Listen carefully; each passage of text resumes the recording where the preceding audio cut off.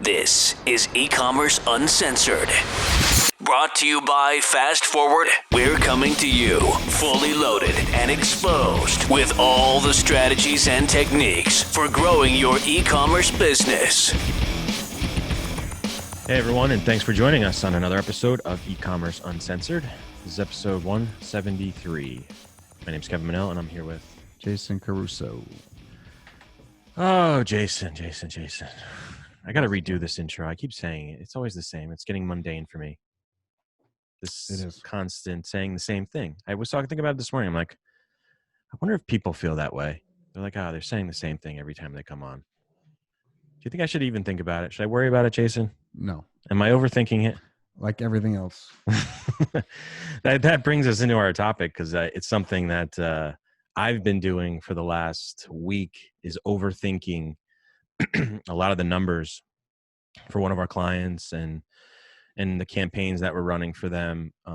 And I think that's a topic we just wanted to touch on. And I'm struggling with it, to be honest with you. I'm sitting here in front of a notepad full of numbers and I'm overcomplicating it when it really can be simplified. And I think it has a lot to do with, like you said, Jason, before we got on, his mindset. Yeah, I mean, my mindset is like, a big thing. And it's funny because I'm creating a Facebook course right now. And up until this point, every video has been just tactics, right? But a lot of people have been switching over to not only tactics, but mindset stuff, because the truth is, if you don't have the right mindset when you go into these things, it's going to be very, very difficult for you to not only get out of your own way, but to actually execute things. And that is a big thing, right? Like, execution is much more important than planning and, like you said, overcomplicating things. I mean, yeah, especially when you first get started, you're starting Facebook ads for the first time, you're starting email for the first time, and you start getting a little bit of sales here and there. So you don't really have a lot of numbers to go by. And I think a big part of your course that you mentioned that I haven't seen yet is, how are you supposed to evaluate a campaign if you really don't know what you're looking for? Right. It's like, it makes it very hard to see, am I doing well? Is this good? Is this bad? And I think that's a place where people just get stuck and then end up doing nothing. Right. But before we get into that, Kevin, we have to talk about our favorite e-commerce marketing platform. And that's the ultimate e-commerce marketing platform. And that's Klaviyo. Yeah. Email and SMS. And honestly, Jason, it's a big part of what I've been looking through these last couple of days as far as the numbers go. And fortunately, Klaviyo provides all those numbers for you. Historical lifetime value, predictable, all that shit you can get right inside the Klaviyo platform. Yeah. And, Kev, Klaviyo's, that's a good point because, with our product right now, that our digital product, if you look at how we structured this business, it's a very, very, very, very, very, very, very, very simple. I mean, it's like Facebook ads, email, that's it. Right. Yeah. Right. And it's by far the most successful things that we've done personally. Right. It's already a multi-million-dollar business and we've been doing it for less than a year. We say this a lot, but it's funny because when we never say, okay, did Facebook work today? Or did email work? Let's figure out which one we do, one or the other. We never say, we're like, okay, how do we make more money with email? How do we make more money with Facebook? That's it. Yeah. We look at the numbers at the end of the month and we're like, okay, cool. Let's do more. And, Klaviyo is a big part of that, obviously. And, I tell you guys all the time, if you're not using Klaviyo right now and you're making sales, I mean, because I don't think Klaviyo is going to work for those of you guys who are just beginning and you don't really have any numbers for it to kind of spit back at you. But if you're making sales, there is no reason why you should not be on Klaviyo. And they offer a free trial. Like, let's say you're on some other platform. A lot of people come from MailChimp to Klaviyo. Let's say you're on MailChimp and you're making sales and you don't want to bring over your whole list. Well, Klaviyo allows you to bring 250 subscribers over. You could try it out, see what it can do. And then when you feel like paying because it's going to make you money, you switch everything over. Really, really simple. Yeah. So to sign up for that free trial, you can go to, not free trial, free account. Go to klaviyo.com/uncensored. That's KLVIYO.com/uncensored.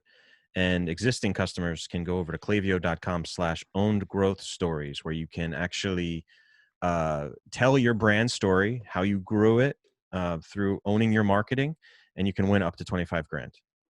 That's it. 25 grand cash. So check that out as well. Right. And as I said, guys, I'm doing a Facebook course.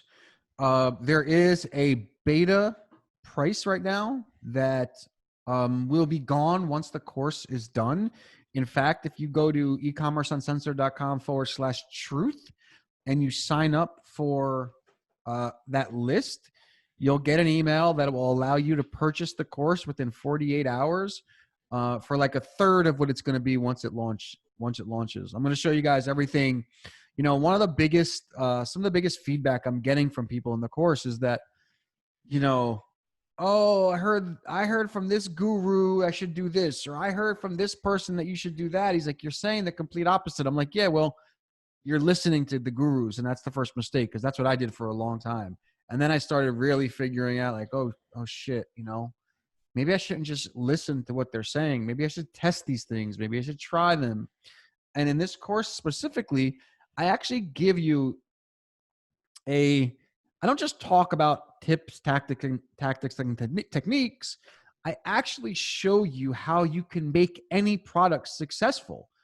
You know, most people think that it's the Facebook ads that are really the magic, and it's really not. I go through that.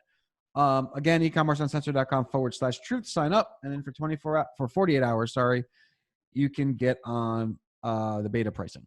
Yeah, that thing seems like it's taken on a life of its own, Jason. It seems like it's evolving over time. I think you probably had a structure in mind at the beginning, but as you're doing more and more, you just keep expanding on things. It seems like, which is really cool. It's actually, I really like doing it this way, because whenever I just I think of something that they should know, and I just create a video. Whereas before, when I try to like plan it all out, it doesn't really ever happen. But this is nice. Like I think of something, I send them a video. And then once I'm done doing this beta, I'm going to put it all in a course, and, you know, you can kind of watch them in any order that you like. Yeah. So anyway, you talked about like how simple this business is that we're working with right now. And it's funny because as you were saying that, I was like thinking in my mind, like, because as entrepreneurs, you know, we have, you know, 3 ideas before we even get out of bed in the morning, you know, and like we've done so many different things, and we've complicated so many things. I think back to 3 years ago. Was it 3 years ago when we did that food blog course, or what was it, food blog course, right? Yeah. And man, we spent a lot of money. We made it way more complicated than it needed to be through all these different processes that we thought had to be in place, and everything else. Overthinking.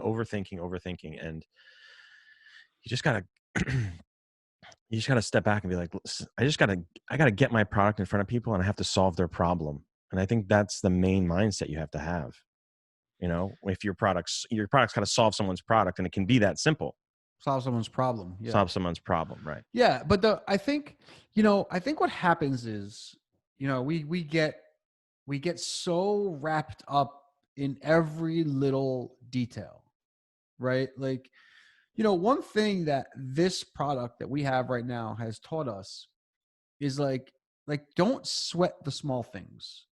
Don't like worry about things that aren't going to make you money. Like, for example, most people want to be profitable on the front end. That every client we deal with, every business we've ever tried to create, we're always thinking that we need to be profitable on the front end. Now, it's nice, but not every business can do that. I mean, our digital business happens to be one of them that we are profitable on the front end. But that's only because it's digital and we don't have any physical product to be giving away. Now, the downside of it is that people only buy our product once a year, whereas if you had a consumable product, people can buy your product over and over and over again. So if you have a business that is consumable, it is less important to get, to make money on the front end. Now, you'll go broke if you don't make it soon thereafter, but that's what the back end email sequences do. But everybody that I talk to, for the most part, when they run Facebook ads, they're like, oh my God, I'm spending $1 or I'm spending $2 and I'm only getting $1.80 back. I'm like, no, that's good. Yeah, spend more. Spend more. If one thing that really it gets me, boggles my mind a little bit, is that companies who have been doing business for 10 years, right? 20 years before this digital thing, right? They'll spend hundreds of thousands of dollars on a particular marketing strategy or whatever. Like maybe it's like direct mail or whatever. They'll spend hundreds of thousands of dollars on that and come up with a formula that they make a little bit of money. But then like when they move over to digital, like they don't take that same formula and apply it to digital because everybody has been taught that you're supposed to be really, really profitable online. But the fact or the truth is that it's getting more crowded. Everybody is now online. Not everybody can be profitable on the front end. You have to figure out how to become profitable on the back end. So there's always going to be a cost of acquisition, always. Now, you have to do things that make you profitable. For example, right now we have what's called an order bump on our checkout page, right? That's not something I came up with. I learned that from Russell Brunson. Basically, put another product in front of people at a discounted price as they're checking out. Well, what does that do?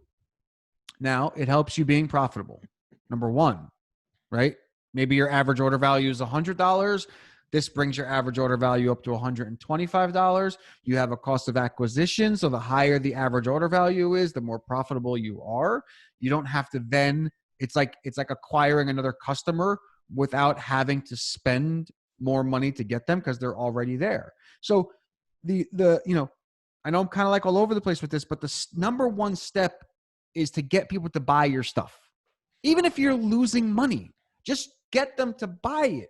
Find the right messaging, find the right whatever it is. Find the right offer, find the right bait to get people to buy, and then figure out how to be figure out how to be profitable later. Because the hardest and the most expensive part of this entire process is acquiring customers. Yeah, and I think a lot of people hear this from people like us or other gurus that they may hear about upsells and post-purchase email sequences to upsell other products, and they want to kind of map out and have that entire process in place before they've even sold the first product.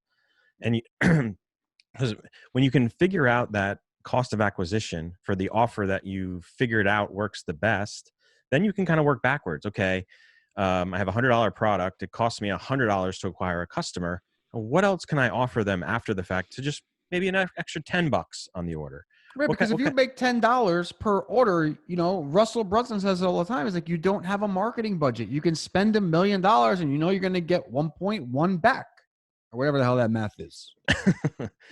Well, when you start trying to figure out the whole process before you even sold anything is when you get caught up in the weeds and end up not doing anything, because we know that that front end offer, like we have even this other product that we have, for the longest time we were trying to figure out the offer. We're trying to figure out cost of acquisition is $150. Cost of acquisition was $200. It was going back and forth.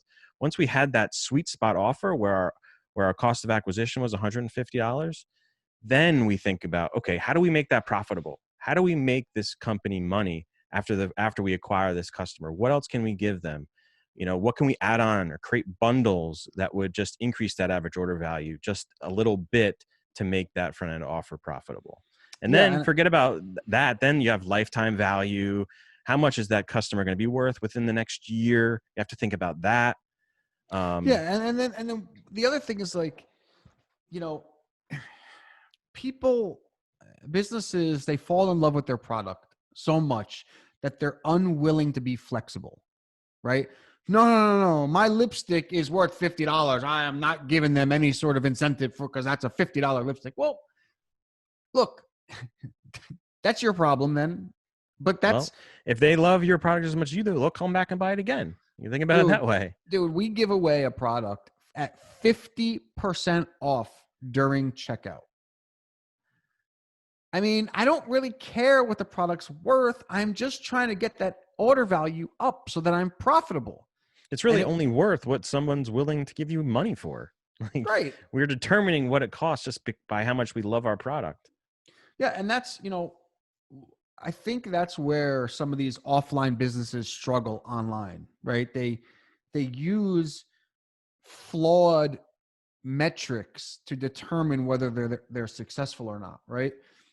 They will send out a direct marketing piece that costs them $100,000 and they'll make back 10,000 and they'll be okay with that. But they won't spend $100 a day, which is still nothing, and get back $10. For whatever reason, it doesn't make sense in their head, Yeah, I think because it's a tangible thing that they can put their hands on and feel and touch. So I guess that makes it different than just pure numbers when you look at them side by side. But the other thing is like, most of our clients have had experience in their businesses for several years, and they've been able to perfect that process over years and years. Coming online takes time to figure out which offer works, because if you took my course, that it's not the Facebook ad that matters, it's the offer that matters. And once you get the right offer, because right now, when you have an offer, I'm going to go on a little bit on a tangent, but this is important. When you have an offer that people want, the rest becomes really easy, because you start running ads to another audience that isn't buying, then it's not the offer. You're like, okay, that audience is no good. Right. Something I teach in the course as well. It's like, when you have an offer that works, you don't have to waste time on all this other minutia. Just get it out to as many people as you can get it out to. So, yeah, we see that a lot. We see businesses who have been in business for many, many years. They've had the time and they've spent the money to perfect a system that works for their business, but they aren't as excited to go down that path for digital. They just want it to work. I'm not even like the specific company we're talking about has been primarily like direct mail pieces that. Well, I wasn't talking about anybody specific. I'm just saying in general. I mean, most companies I've worked with that have done direct mail. I mean, I used to work with a company called American Bioscience. Same thing. Like everything was direct. Be Alive, same thing. Direct. They go online. Oh no, we don't. But I was saying that just because it's funny, because I'm not even really saying to cut off direct mail. I don't think you should. Like, I think that, they both can work. It's just they both have to have similar processes. So if you send out a direct mail piece, a postcard or a catalog or whatever it may be, and you get orders from it and you break even and there's still no post-purchase upsell process, you put them through to buy them, sell them other things, you're not doing yourself any favors. You're not increasing that order value. You're breaking even on printed material. You're breaking even on digital, but digital, you can email them, you can put them through back-end processes, upsells and things like that. It's not as easy to do it with printed materials, but you can still collect data and send them emails after they buy. No, but you're like, your job is to get them in any way that you can to get customers in. It doesn't matter I mean, look, you can't spend $100 and get back $1 back. You're not gonna be able to do that real long, but you do have to understand that it does cost money to acquire customers.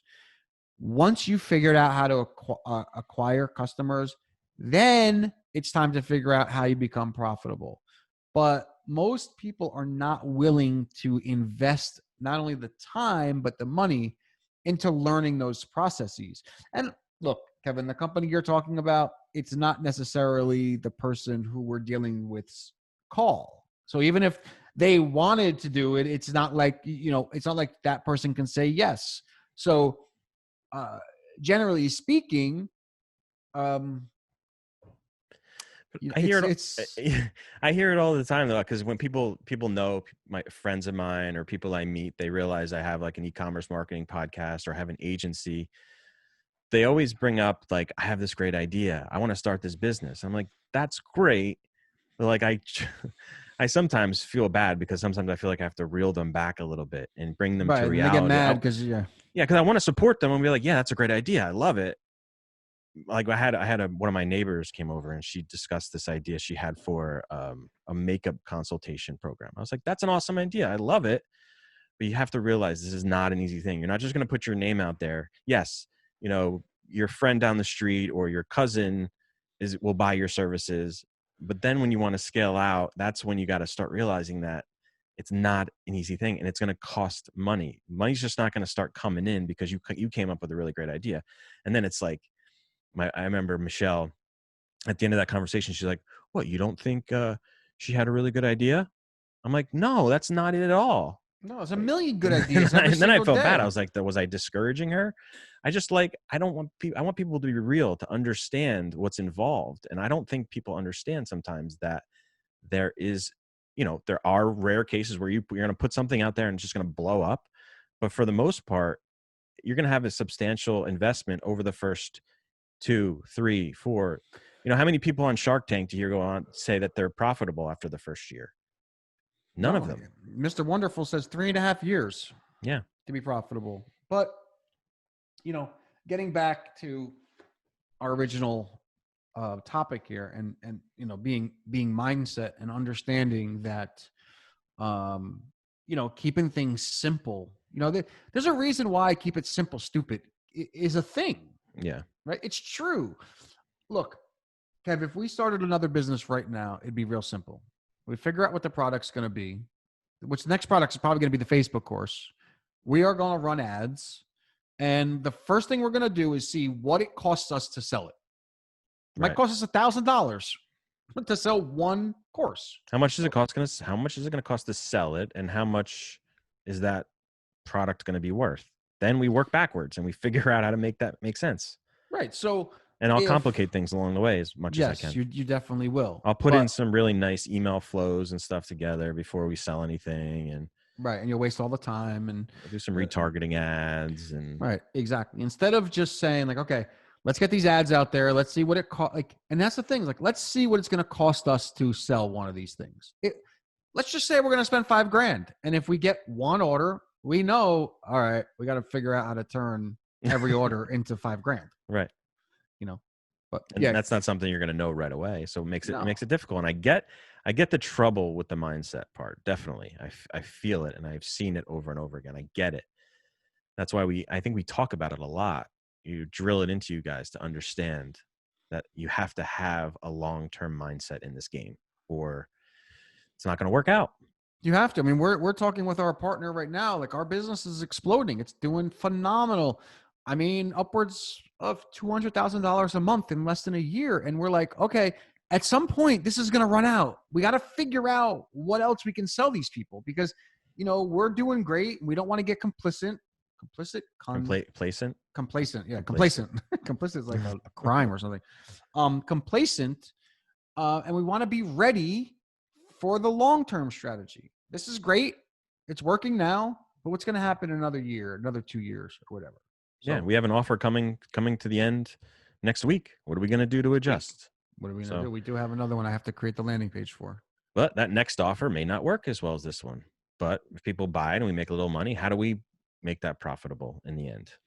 right? That's the whole game. You know, you're gonna, you know, I guess, you know, we won't learn how No. simple this is. I mean, No. you know, we're gonna tell you guys to keep it simple, and we're not gonna make it simple. But you know, the truth of the matter is, this is the simplest business we've ever created with somebody, and it's done the best.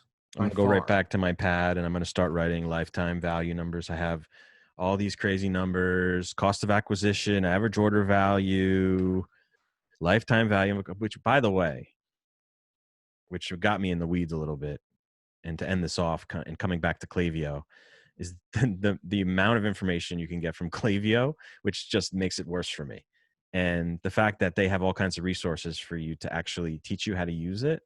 Like, I found this tool that they have where you can export all your customers with all their lifetime values, all their predictable analysis, and you just dump it into this Google Doc they've created that has all kinds of equations in it, and it predicts your 12-month revenue. It lays out all your lifetime values and shit. I got to show it to you, but that's at Klaviyo. You got to sign up for Klaviyo if you're not using it already. I'm sorry, Jason, were you all set? Were you done? I'm done. You're all good, man. I think we covered it. Go to klaviyo.com/uncensored to sign up for Klaviyo. That's KLAVIYO.com/uncensored.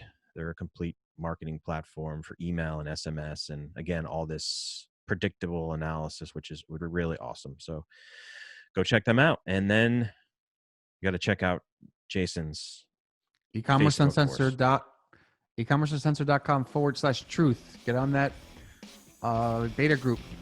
You gotta. Yeah, it's cool.